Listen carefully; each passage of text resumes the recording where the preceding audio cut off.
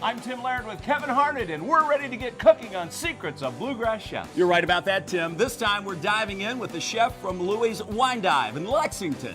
Patrick Matthews is joining us, revealing his secrets to making sinfully good deviled eggs. Plus, something that pork lovers will be particularly fond of. Wait until you see this. I can't wait to see that, Kevin. And also, I have a cocktail that's made with bourbon and wine, so you want to see that. I can't wait to see that. In fact, we're going to reveal all the secrets in front of our live studio audience right now on Secrets of Bluegrass Chefs.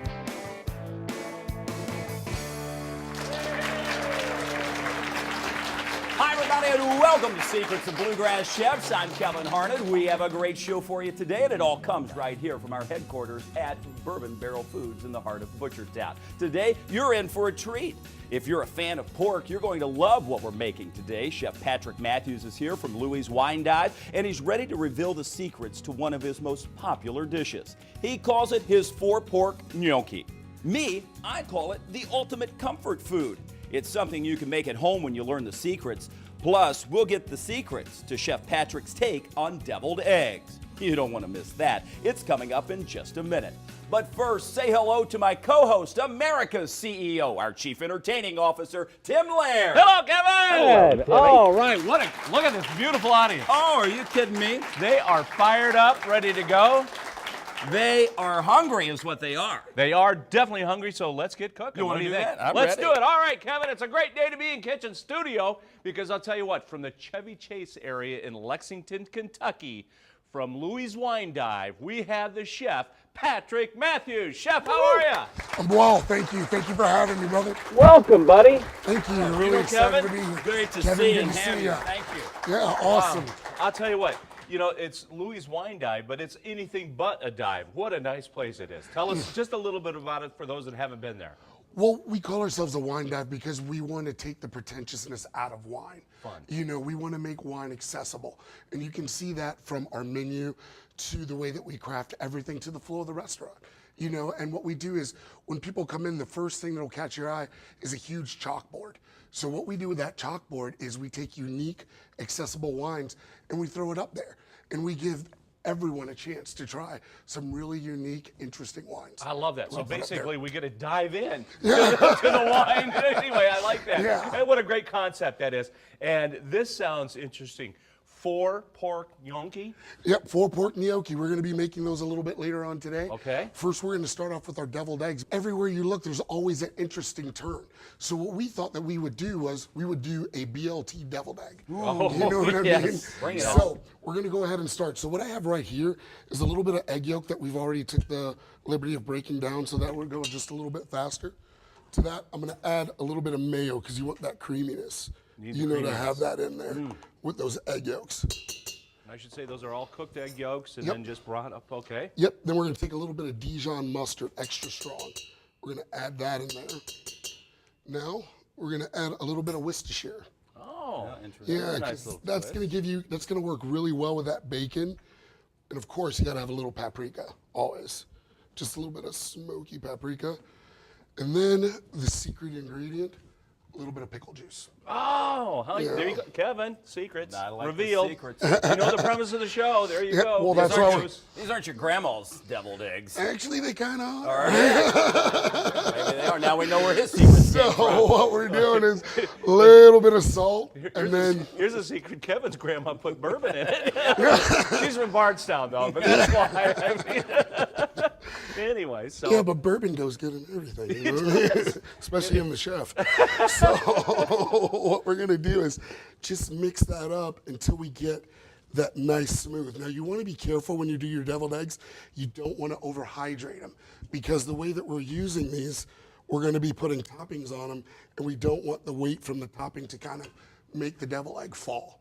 You get this wonderful mix right here. So we've already, what we did was we took a disposable pastry bag. We can also use a Ziploc bag, just cut off the corner, and that's going to help you to pipe that in. And then we're going to take our eggs that we already have, our perfect egg whites right here, and then we're just going to pipe that in just See, and perfectly look how like perfect that is. I mean, the piping really makes a difference. I mean, it's easier to handle, make sure you get the perfect little swirl there. Well, and you can actually see everything, you know. Your deviled egg should never really cover, I guess, what you would call the crown of the egg, you know, because you want to be able to see people eat with their eyes. So we have some wonderful heirloom tomatoes right here. Oh, that's a that nice are combination. beautiful. Yeah, I do, yeah. Let's take a little bit of arugula. And the reason we're using arugula is because it has that nice pepper note. Oh, very good. Yeah. But we're going to fortify that with a little bit of black pepper on the end. I've seen a lot of deviled eggs, but a lot of times they're just kind of topped with a little paprika and not a whole lot of other garnishes. So Yeah, exactly. Because with this, what really makes this fun is because you get the crunch from the bacon, the acid from the tomato, the pepper from the arugula. So there it is, kind of a cooked, chopped bacon, if you will. Yes, sir. There's the BLT. See, there's the... Yeah. There it is. Now, another little trick for what we're going to do is when you're serving deviled eggs, one of the main things that usually happens is that they roll all over the place. So what we do is we just take a little bit of that filling and then we put it on the bottom here. A little glue action, gang. Yeah, How about because- that? What oh, a wow. smart idea. Wow. Look at that, chef. Yeah, and then it holds them up as you Because transport I hate that them. when they're wobbling all over the place, Yeah. sliding all over. That is great. Secrets of the Bluegrass Chef.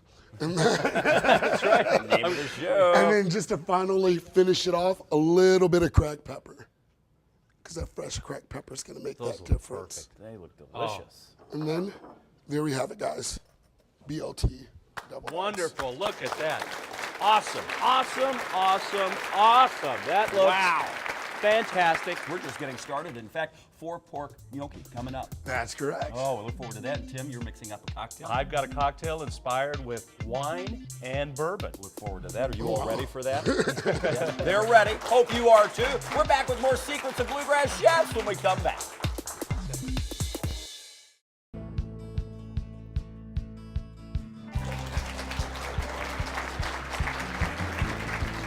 Hi, everybody, and welcome back to Secrets of Bluegrass Chefs. We have always enjoyed sharing the secrets with local chefs from across the Commonwealth, and today we are doing just that from Louie's Wine Dive in Lexington. We'll get back to the cooking with Chef Patrick Matthews in just a couple minutes, but in the meantime, my friend Tim Laird's going to whip up a cocktail. You're always sharing your secrets, too. I am, Kevin, and I'll tell you what, I was inspired by, first of all, the wine-based restaurant, Louie's Wine Dive, and also based in Lexington, so I always think of bourbon. You know, this is bourbon Right. country over here, so I thought I can put the two together and have a great cocktail. Wow. I call this my Woodford Ruby, basically in a shaker with a few ice cubes. Now, this recipe makes 2, Kevin, so this is for 2 cocktails, so don't get nervous that I'm drinking just all this at once. But it starts out with about 3 ounces of Woodford Reserve. That goes in. Well, this Boom. might be the first time I've I- ever seen I- you actually measure I it know, out. I never really measure it, but when making 2, you know, I like to know how much mine goes in. But anyway, to that, 6 ounces of red wine. I'm using a little Sonoma-Cutrer Pinot Noir. So again, I want to measure this out because it's pretty precise. I pretty well dialed in this recipe. It took a few times at home, but I finally got it. Anyway, 6 ounces of Sonoma-Cutrer Pinot Noir. dangerous. You can use any red wine you want. And then 2 ounces of simple syrup. So this Okay. is, again, the sweetener of it, but it's not overly sweet because that's really just 1 ounce per cocktail. And then even though this is just 2 teaspoons of fresh lemon juice, you need this. So it really is an important ingredient. You need the citrus in there. So that all goes in. And I've got my martini glasses chilled, ready to go, just out of the freezer. Now, I'm going to give this a good shake because we got all those ingredients in it, Kevin. So you right. really want to shake it up, get that simple syrup mixed in there with the wine and the bourbon. All right, so over And ice in the shaker. Over ice. And again, I call it the Woodford Ruby because you can see this beautiful That's pretty. ruby color cocktail. Matches my jacket. It does. Look at this. This could be an accessory for you, Kevin. I'll just carry around my martini glass. I don't know. I don't think that fits. Look at, isn't that perfect? I mean, that's why I measured. I mean, it's absolutely it perfect. looks perfect, but I don't know how it tastes. Oh, listen to you. I know. It's already been tested. But anyway, a little twist of the lemon for garnish. And cheers. Let's see Cheers. how we did. Let's see if it is perfect. Oh, I'm telling you. How Wow. good is that? That's perfect. It works. I love that. Another thing I love is the fact that this restaurant that we've been talking about on the show today, Louie's Wine Dive, originated where you're from. Right. Des Moines, Iowa. Let's I talk love about that along with the other All restaurants right. as we get back to cooking. Hello, Chef. I'll tell you what, we're excited about the gnocchi, but let's talk a little bit about Louie's Wine Dive. I love it because you're actually taking that snobbiness or pretentiousness out of wine, making it approachable, making it fun, making it easy. And tell me what kind of food's going to go with your wine menu, or what you featured. Well, most of the time, what we do is one of our main features that people come in for is our charcuterie board. Oh. You know, that's constantly changing, you know, so there's great meats and cheeses, you know, and it's a perfect way to just come in, relax, sit down, and have a great glass of wine. And one thing that a lot of people don't realize that we do is that we'll open up any bottle of wine on our list, any bottle of wine. All we ask is that you guarantee 2 glasses of that bottle. But what's cool about that is once that bottle's open, we would actually put it up on our chalkboard so someone else can enjoy it. Nice. Yeah, I like that so concept. Yeah. So Because usually if you see a wine, oh, I'm dying to try this, but I don't want to buy the whole bottle. yeah, it's such a commitment. Oh.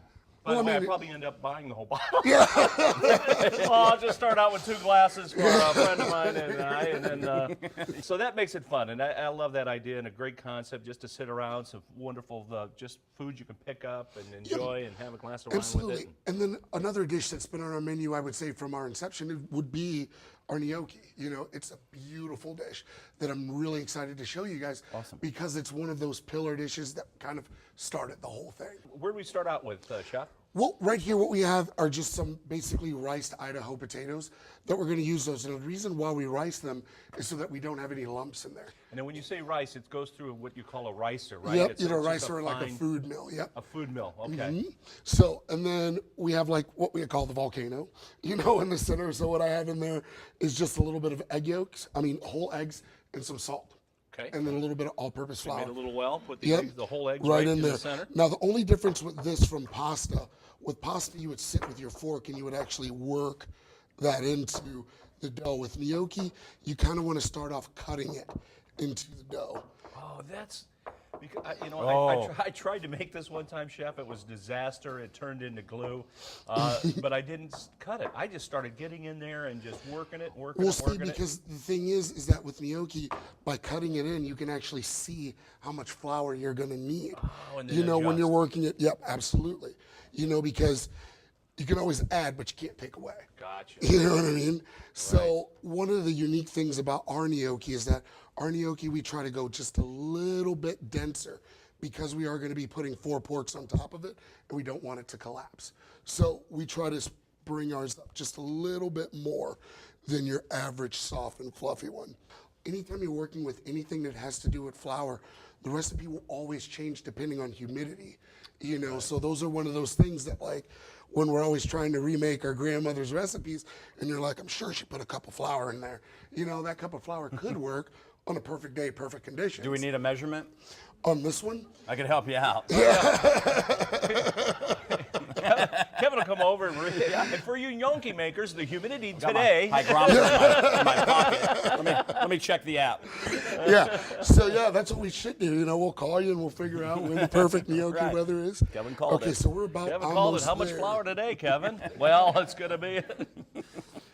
Now, one of the another trick for this is you just want to make sure that you get your dough to the point to where it's not tacky. And tacky just basically means that it's not sticking to your hand, not sticking to your board. It should be able, and if you can see, one of the things that I'm not doing is I'm not really kneading it really hard because you don't want to overwork it. Because once it's overworked, you literally have a tough dumpling on your hands. You do. It just happens. It'll seize up on you. I did. I had one tough dumpling. Right. So where we're at right now is about ready to get that wonderful shape Oh, perfect. Look that at we that. want. So what I Yeah, like that's to looking do good. And that comes together quite quickly. That's great. really quick, not intimidating at all. Right. So what we do is when we're rolling, we roll from the center out. So we That's a good just get secret to that know. even. Yep. And then the fun part, you just pop those out just like that. Those nice little pillows. Yep. Then we're gonna have just a little flour so they don't stick. And now the old school Italian way to do it. You just take a fork. You know, some places you go, you can actually go and buy a gnocchi paddle, but you actually have the best equipment right there in your cupboard. So I just take them, We roll them, a little thumb imprint, right off the end of the spoon like that. Oh, so you put it on there and roll it off, not Yep. go Just down like that. Yep, Okay. just roll it Nice right technique. off. Just lightly, just like that. And what's that doing? Well, it gives us striation and it also gives a dip. So the whole purpose of this shape of pasta is to catch the sauce that's on the outside. Because what a lot of people don't realize is that there's a shape for every type of pasta that you're using. You know, I mean, sorry, for every sauce that you're using. You know, and the beauty of gnocchi is that you can use this in a cream base, you can use it in a tomato base, olive oil base. Your imagination is your limitation. Wow. You know, for this pasta. So yeah, just again, just right off there. So now if we were actually in the restaurant, what we would do next is we would have really big pot of boiling water and we would actually blanch these off. You know, because what you want to do is you want to get them to the point that we're actually going to put a little caramelization on there. And I'm going to show you guys that later. But yeah, that's a wonderful part to show you guys how we make gnocchi. That's perfect. That's the way it looks before you put it in that boiling water. When we come back, we will do, by the magic of TV, what that looks like. And then the sauce. We've got more secrets of Bluegrass chefs when we come back.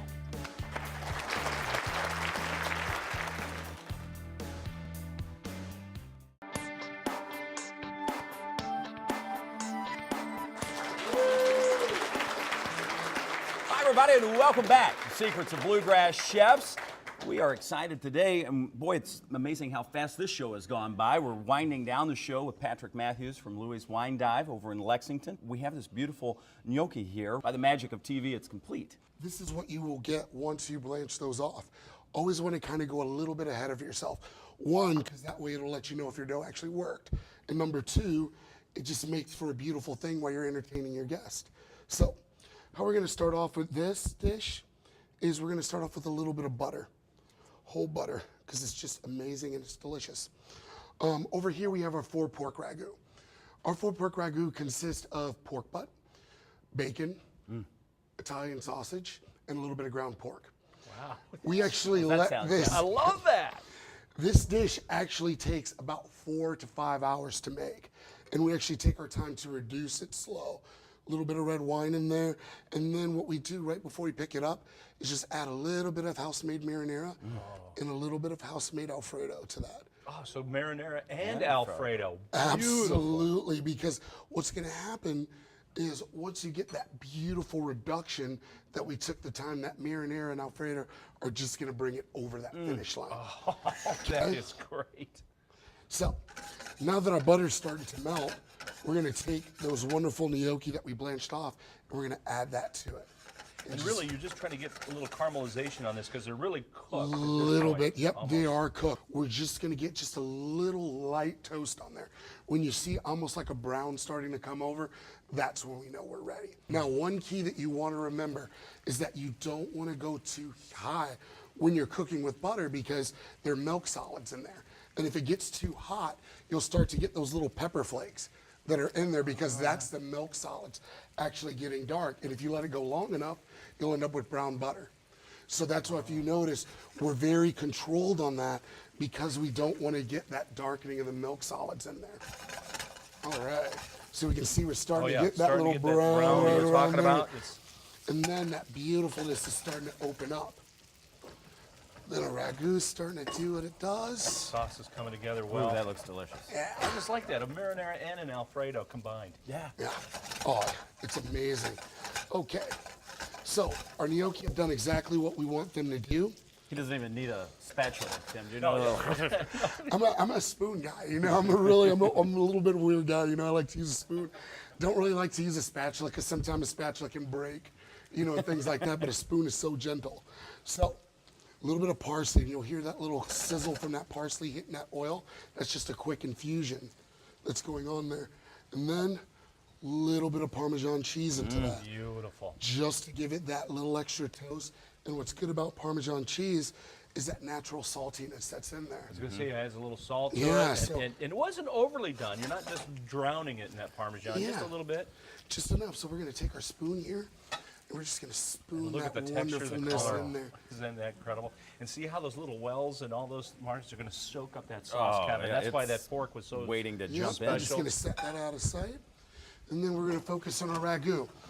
So now with our ragu, what's important here is that we're starting to get that little bit of reduction. Now what I like to do, because one thing that a lot of people don't realize is that when you're making stews and sauces, it's always better to season at the end. Okay. Because you're doing a reduction. If you try to season before that, you have no way of knowing what that sauce is gonna do once it reduces down and concentrates. Great secret to know that Yes. you actually add those at the end. Always at the end. So now that I got my reduction where I want it to be, I'm gonna add my parsley to that, just to give a little color on that back end. Smell that? I know, it's just, it's incredible. And then we're gonna season with a little bit of salt. And then we're gonna let that go. I made this dish 100 times, it's a muscle memory. Yeah, I You can say know, so let's just turn that flame off. Okay? I can't wait to try this. And look, it's at the perfect thickness too. I mean, Yeah. you're right, it reduced down to that perfect stage right there. Yep, and so then what we're gonna do is we're just gonna let that fall, and this is where the rusticness of this dish comes in. And just let that fall. Layer all where it across may. of it. Oh, Yeah. Now, again, a couple of our favorites at Louies Wine Dive, a little bit of Parmesan cheese. You hit it again. Yeah, just a little bit. I like that technique. You see how he does it from up here, and that way it comes down evenly. Otherwise, if you go down here, you're going to get one spot. Captain. Yeah, I you know hit that, yep. Beautiful. And then we're gonna throw just a little bit of parsley. Now in the restaurant, we serve this with a grilled focaccia. But today I wanted to showcase the dish so that you can see it exactly for what it is. how about this? Patrick Great chef. Matthews. Thank you, it's an honor to be here. Man, Patrick, great to have you. Always a pleasure. Thank you guys. Great job, Yep, man. thanks, You are brother. I'm telling you. Tim, All thanks right. for sharing your secrets. We have plenty more secrets of Bluegrass chefs. You see them all the time right here on TV. We appreciate all the chefs involved, all of our sponsors, and most importantly, you and our studio audience for keeping us going over the years. We'll see you next time on Secrets of Bluegrass Chefs. That was awesome.